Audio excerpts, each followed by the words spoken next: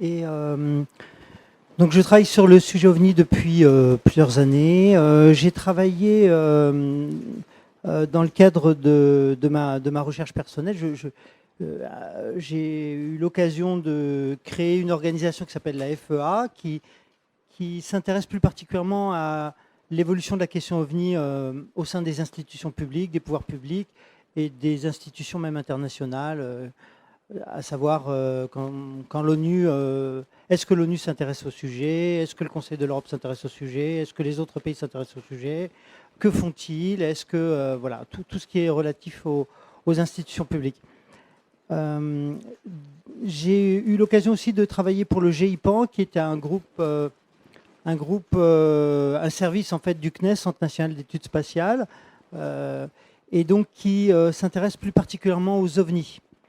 Et donc qui récolte l'ensemble des témoignages qui sont versés dans les gendarmeries en France et en Outre-mer, et qui repartent à Paris. Ensuite sont redispatchés. Une partie de ces témoignages vont vers le CNES, Centre national d'études spatiales, donc, et au service du GIPAN, qui va les lire, peut-être réfléchir, éventuellement se renseigner, et puis les classer dans des tiroirs. Alors les pans de type A, de B, C, D, E, D, pardon, ça s'arrête à D. Voilà. Donc ça c'était une expérience assez intéressante, puisque j'ai été missionné à quelques reprises sur des enquêtes qui ont débouché sur des choses assez étonnantes, parce qu'au départ j'allais rencontrer des gens qui avaient fait des observations de lumière, et puis à l'arrivée, en fait, c'est bien plus compliqué que ça, et des fois, c'était des rencontres du troisième type même. Voilà. Alors, d'autre part, depuis 2 années, je travaille aussi pour l'Institut Incari Cusco au Pérou, qui a présenté un ensemble de corps d'êtres inconnus qui ont été retrouvés dans les sous-sols de Nazca. On ne connaît pas on connaît très peu de choses sur le lieu. On sait qu'il est géant. On ne sait pas combien de corps exactement ont été retrouvés, car ce n'est pas nous qui les avons retrouvés. Ce sont des huaqueros, des pilleurs de tombeaux. Et puis, nous, la seule chose que l'on connaît, ce sont les résultats des analyses qui ont été menées sur ces corps, puisque les huaqueros ont accepté de nous prêter ces corps. Et donc, eh bien, on a fait des datations carbone 14, des radios, des scanners haute définition, on a fait des analyses génétiques. Voilà, on a fait tout un tas d'analyses qui ont été ensuite interprétées par des médecins, des biologistes, enfin des spécialistes, des experts de différents pays, même de France dans certains cas. Et en France, on n'a pas été les moins brillants. Enfin, ce que je veux dire, c'est qu'il y a eu des découvertes faites par certains chercheurs en France qui sont assez étonnants, qui ont aidé, même si elles n'ont pas donné lieu à davantage d'approfondissement. C'est tout un investissement de travailler sur des corps exogènes. Alors, j'essaierai de vous en montrer tout à l'heure. Aujourd'hui, d'accord, j'ai cru que vous demandiez la parole. Ok, donc aujourd'hui, je vous propose d'explorer ensemble quelques informations, quelques réflexions sur les liens que nous pouvons avoir avec d'autres mondes. C'est donc le titre de la conférence. Donc, les liens que nous pouvons avoir avec d'autres mondes. Pourquoi peut-on parler d'autres mondes? Parce que la science a beaucoup... Déjà, on va commencer par la science. La science a beaucoup évolué. Aujourd'hui, on sait que voilà, dans l'univers, il y a d'innombrables galaxies. On envisage qu'il y ait peut-être 100 milliards de galaxies. Hein, mais on ne sait pas trop, peut-être 200 milliards de galaxies. Nous, on connaît une galaxie un peu mieux que les autres, la nôtre, qui s'appelle la Voie lactée. Et dans cette Voie lactée, on a détecté quelques centaines de milliards de soleils.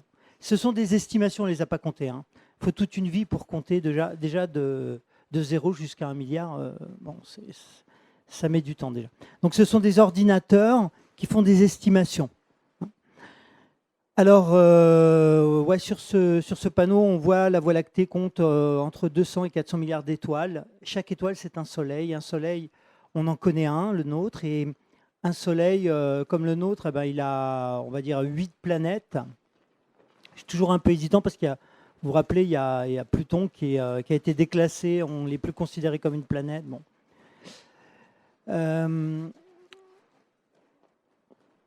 Ce qui laisse envisager dans l'ensemble de la galaxie un nombre considérable de planètes. Alors on a commencé à les détecter depuis les années 90 et on en est à peu près à 4000.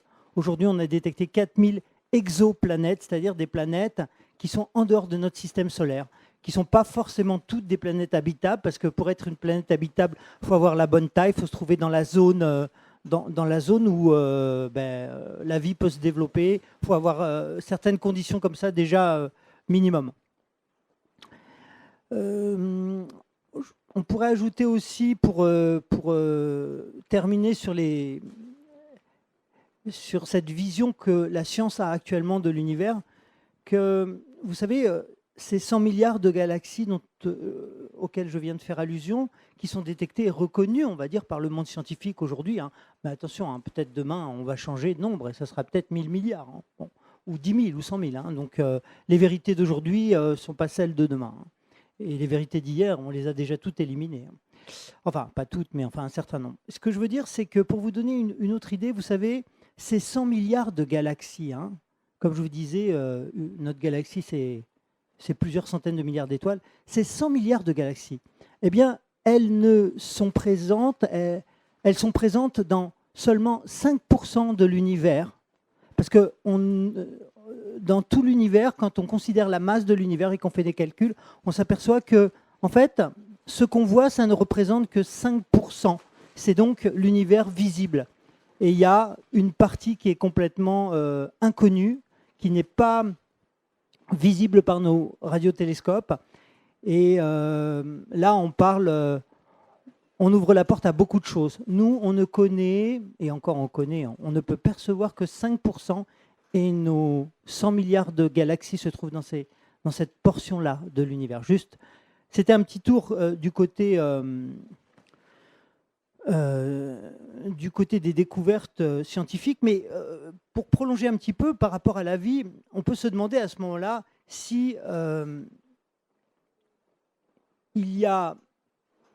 Les scientifiques se sont posés depuis évidemment longtemps la question de savoir s'il y avait de la vie ailleurs. Est-ce qu'on a de la vie ailleurs? Mathématiquement, si on parle de probabilité, on est obligé, je dirais c'est une obligation intellectuelle de considérer qu'il y a forcément de la vie ailleurs. Forcément, à cause du nombre. Vous savez, c'est comme si vous prenez tous les lotos qui ont eu lieu et vous êtes obligé d'avoir au moins une fois un gagnant. Vous savez, tous les lotos depuis le début de la loterie nationale. Voilà. Vous êtes obligé qu'il y ait au moins une fois, un jour, quelqu'un qui ait gagné les 6 numéros, si c'est le loto, ou les 5, si c'est l'euro-million, avec ces deux. Vous voyez ce que je veux dire? L'univers, c'est un peu la même chose. Il y a tellement d'étoiles, et donc tellement de planètes, que c'est forcé qu'il y ait de la vie. Alors maintenant, est-ce qu'il y a de la vie intelligente? Est-ce qu'il y a de la vie qui va venir nous contacter? Pour les scientifiques, pour l'instant, c'est impossible. Pourquoi? Parce que la position actuellement des scientifiques, vous la connaissez. Si nous, on ne sait pas le faire, si on n'a pas de théorie qui permette de le faire, alors il n'y a aucune raison que d'autres aient su le faire. Vous voyez, on est assez arrogant là-dessus et on oublie très très vite que ce qu'on dit aujourd'hui, c'était interdit par la même science il y a à peine 50 ans, quoi. Donc, si nous, on ne sait pas le faire, on n'arrive pas à l'envisager, pourquoi une autre espèce y arriverait, quoi. Donc, c'est impossible de traverser les étoiles selon la science. Enfin, selon la pensée dominante. Parce que, bien sûr, vous avez toujours des scientifiques rebelles qui vont vous dire que toutes les théories, il faut les remettre en question, que, bon, etc. Officiellement, il n'y a pas de contact. Officiellement, on n'a pas de gouvernement sur Terre, à ma connaissance, qui nous disent oui, il y a des extraterrestres et on a eu un contact avec les extraterrestres. Ça va peut-être venir, mais pour l'instant, il n'y en a pas. Ce qui nous, évidemment, nous oblige à nous poser les questions suivantes. S'il n'y a pas de contact, est-ce que c'est parce que nous sommes seuls? Donc on a répondu qu'a priori, il n'y a pas de raison qu'on soit seul. Et si on n'est pas seul, est-ce que c'est parce que nous sommes isolés? Parce qu'on ne veut pas nous contacter. Est-ce que nous sommes, ça c'est la théorie de la, on va dire, de la planète zoo. C'est-à-dire, nous sommes dans un zoo et ils viennent de temps en temps regarder où ils en sont, les sauvages, là en dessous, là. Ah, ils en sont là, d'accord. Ah, ils ne sont pas encore faits. Non, bah non, ils sont encore là. OK. Donc, vous voyez, ça, c'est un peu la théorie du zoo, où de temps en temps, ils viennent, ils se posent, ils se mélangent pas trop parce qu'on ne sait jamais, c'est contagieux. Hein. Donc, voilà. Sommes-nous seuls ou serions-nous isolés? Pourquoi, si nous sommes une espèce qui est à la fois, enfin, qui est infréquentable, pourquoi est-ce que on vient nous rendre visite? Est-ce que ça pourrait être simplement parce qu'on a envie de nous voir? Est-ce que ça serait pour la science? On a envie de comprendre. Vous savez, un sociologue, il arrive et il essaye de regarder un petit peu comment ça marche, les systèmes, le système social, l'évolution. Est-ce que ça pourrait être avec ce regard-là qu'ils viennent nous voir? Ce n'est pas forcément un mystère. La réponse à cette question, je crois qu'on l'a tous. Heureusement, ils ne font pas que nous voir. Quelquefois, il y a interaction. Alors, voilà, par exemple, certaines des interactions que nous avons avec ces gens-là.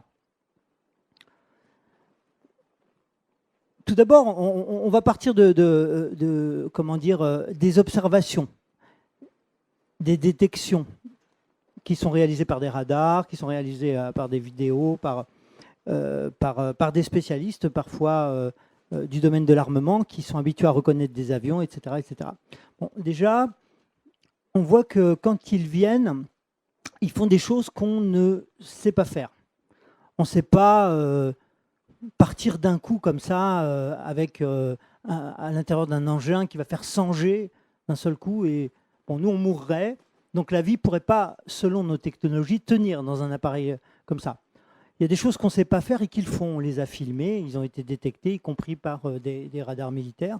On ne sait pas non plus voler puis faire un angle droit ou un angle aigu. Vous voyez, un angle droit ou un angle encore plus aigu, ou même des fois repartir en arrière directement. Comme s'il n'y avait pas de loi d'inertie. Nous, on ne sait pas lutter vraiment d'une façon efficace contre les lois de masse et d'inertie. On s'appuie sur ces lois-là pour faire voler nos engins, etc. Alors qu'eux, c'est comme si ces lois n'existaient pas. Hein. Comme si c'était un rayon de lumière, et tac, tac, et comme s'ils n'avaient pas de masse. Mais pourtant, ces gens-là, entre guillemets, ces gens-là, hein, ils viennent, des fois ils atterrissent. On peut les percevoir, descendre là, et puis voilà, il y a même des gens qui sortent. Ou des fois, ils interviennent. Alors par exemple, il y a quelques années, nous avons eu une vague de manifestations au sud de la France, il n'y a pas longtemps. Hein. On appelait ça les drones. Il y avait des drones, il y avait plein d'enfants qui lançaient des drones au-dessus des centrales nucléaires françaises. Vous vous rappelez de cette histoire-là? Il y a eu, on n'a pas trop alerté la population, un petit peu quand même, parce que bon, c'est vrai que quand vous avez plus d'une centaine de survols au-dessus de toutes les centrales françaises, ça fait des ordres. Vous avez imaginé ce groupe d'enfants qui passe de centrale en centrale, tout ça en l'espace d'un mois. C'était au mois de janvier, je crois que c'était 2014. Alors on a des drones comme ça, qui sont irrattrapables, hein, parce que la chasse a été lancée, hein, il y avait des hélicoptères d'interception dans le sud d'ailleurs, et puis bon, le drone il est parti devant, d'un seul coup il était à 9 km, et puis voilà quoi. Ouais. Alors nos politiques, ils ont du mal à parler honnêtement Mais par contre, les directeurs de centrales ont moins de difficultés. Surtout quand ils répondent à un politique qui demande mais alors est-ce que vous avez eu aussi des drones? Et le directeur de la centrale, je crois que c'était du Blayais, répond non, nous, on n'a pas eu de drone, on a eu un ovni. Heureusement, on avait un journaliste pas loin qui avait noté l'échange. Ouais. Donc voilà, on a des centrales qui sont survolées, même plusieurs fois. Une des dernières affaires dont on a été au courant, je pense que vous êtes au courant, c'était dans l'Est de la France. J'ai cité hier cette affaire, j'avais pas le nom déjà, j'avais oublié. Je ne sais pas si quelqu'un s'en rappelle. Ça date du mois de juin de l'année d'avant. Non? On a une centrale qui a été survolée par tout un tas d'engins. Il y avait les gens qui ont observé la manifestation, c'était 3 gendarmes et 2 personnels de la maintenance. Il faut savoir que autour des centrales, vous avez, françaises, je parle, vous avez une trentaine de gendarmes à chaque fois. Enfin, pas autour qui gardent constamment, mais enfin, vous avez, voilà, c'est à peu près une trentaine de gendarmes. Et donc, les gendarmes et le personnel ont vu défiler ces engins de tailles différentes, de formes différentes, et même de grosses tailles parfois. Et puis, eh bien, l'un des gendarmes a eu un acte malheureux. Il a écrit à Jean-Pierre Petit, un chercheur qui travaille sur le sujet OVNI. Je sais pas, vous connaissez Jean-Pierre Petit, non? Non, personne. Ouais. Il a écrit à Jean-Pierre Petit pour lui décrire ce qui s'était passé. C'était tellement incroyable, il croyait bien faire. Et malheureusement, Jean-Pierre Petit a donné l'affaire à Jean-Claude Bourré, qui lui a diffusé l'affaire. Et donc les gendarmes se sont fait punir. Parce que Jean-Claude Bourré a expliqué que c'était voilà, quoi, que ça venait des gendarmes. Donc quand vous avez des engins comme ça inconnus qui passent au-dessus des centrales, qu'on ne peut pas contrôler, qu'on ne peut pas maîtriser, qu'on ne peut pas les empêcher ni de venir, ni d'atterrir, c'est vrai que ça fait désordre. Pour la France, ça fait désordre. Parce que ça veut dire que nos systèmes de surveillance, de défense, ils sont un petit peu incapables d'empêcher des étrangers de venir, quoi. On n'aime pas trop que ça se sache comme ça, quoi.